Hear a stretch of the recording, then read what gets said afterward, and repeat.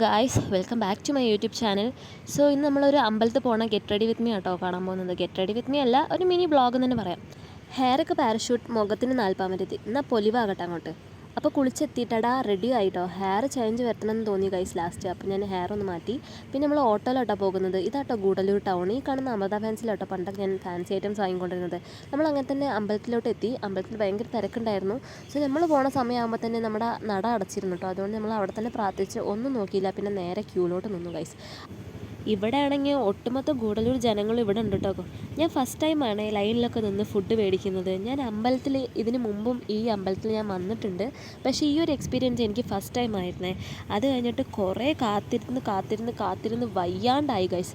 അതിന് ശേഷമാണ് നമ്മളിപ്പോൾ ക്യൂ കുറച്ചങ്ങോട്ട് നീങ്ങി നമ്മളൊന്ന് അടുത്തെത്താനായിട്ടോ ഫുഡ് മേടിക്കാനായേ. സോ അപ്പോൾ ഗൈസ് ഫുഡ് എത്താനായി ഗൈസ്. അങ്ങനെ നമ്മുടെ കയ്യിൽ ഫുഡ് എത്തിയിട്ടോ. ഫുഡ് എത്തിയപ്പോൾ എന്താ സന്തോഷം ഗൈസ്. അത് കഴിഞ്ഞിട്ട് ഞാൻ ഫുൾ ഫുഡ് ഇരുന്ന് കഴിക്കുകയായിരുന്നു. അപ്പം ഞാൻ ഫുള്ളും ക്ലീനായിട്ട് കഴിച്ചിട്ടുണ്ട് ഗൈസ്. അല്ലെങ്കിൽ പതിവ് ഞാൻ കുറച്ച് എന്തെങ്കിലും വെക്കാറാണ്. അത് കഴിഞ്ഞിട്ട് നമ്മൾ നേരെ ബേക്കറിലോട്ട് പോയിട്ട് നമ്മൾ അവിൽ മിൽക്കും ലൈമും ഒക്കെ വാങ്ങി കുടിച്ചു. അത് കഴിഞ്ഞിട്ട് തന്നെ കുറച്ച് കഴിഞ്ഞപ്പോൾ തന്നെ ഏട്ടൻ വന്നിരുന്നു. സോ ഏട്ടൻ്റെ കാറിലോട്ടാണ് കേട്ടോ കയറിയത്.